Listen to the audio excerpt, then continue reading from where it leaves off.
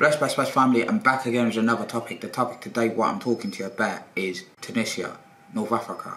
So, if you don't know where Tunisia is a country in Africa, specifically North Africa. So, if you've never heard of the idea of black native Tunisian, then stay seated guys, I'll explain this to you. Right, so Tunisia itself, this is where the name Africa comes from as well. So Tunisia at first, throughout the Roman time, was named Africa, or Africa.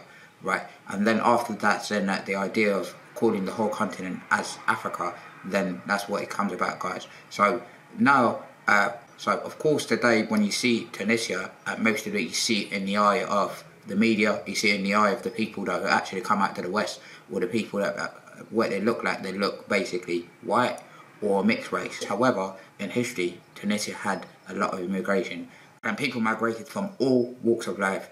People migrated from Europe, people migrated from Asia, people migrated from any place that you think of, guys. So if you look at black Tunisian today, a lot of black Tunisian today, you find them in the south of Tunisia. So if you 100% you want to go on holiday, you want it to go for an experiment, or go to explore the area, especially in South Tunisia, and then you will get to know most of those black Tunisian. But the thing is, when it comes to racism today as well, black Tunisian, they faced a lot of discrimination, they faced a lot of racism in their own country. But the thing is, one of the Tunisian activists is Sadia Musbah. She's been fighting, to stop racism, and she's been anti-racist for a long time. And she's an activist as well. She's been in the parliament. She spoke a lot about racism and stuff like that. Also, you have one of the best black poets in Tunisia. His name is Anissa Shoshani. He was one of the greatest Arabic poets ever, or black poets, who's been writing in Arabic most of the time and things like that. And I spoke also about racism a lot. Another woman, she was the first black president of the journalists in Tunisia. Her name is Najib Hamrouni. She faced a lot of discrimination. They called her a lot of different names. They called her monkey, they called her kahloush, they called her all this kind of stuff. And that's what you think of it, guys, today. Many of the people might think, they keep denying and saying that there's no racism in Tunisia, or there's no racism in North Africa, but racism in North Africa is widespread. You find it everywhere.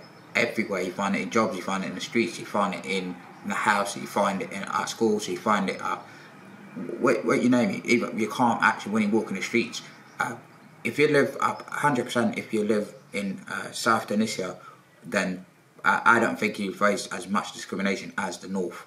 Do you know what I mean? Because it's well documented all over the place as well. One of the Tunisian activists and a rapper, his name is Hamza Ben Ashul, he's been speaking a lot about racism. And I think most of the people here, like in Europe, they may not understand where the racism come from, but you have to understand the racism came as the colonizer came in and installed the racism. If you think about it, you might say that the people left out the country, but they've never left the country.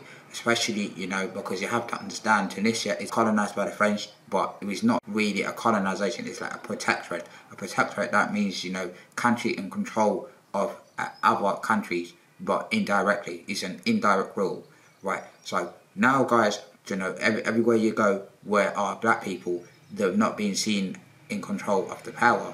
Or even if some black people are being in control of power, you see racism, because that disease has been spread out by the education that has been perpetuated by different people and people that are at the top.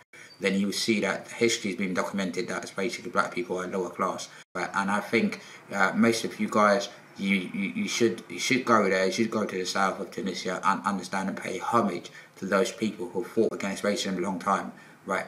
Only finally back in 2018, the Tunisian Parliament approved law to criminalise racism. Do you know what I mean? To criminalise, if you're being racist, you get prosecuted and stuff like that, and you go to court. But before that, there wasn't any law to stop discrimination or anything. Do you know what I mean, guys? So I hope you understand this video, guys. Bless family. Stay blessed.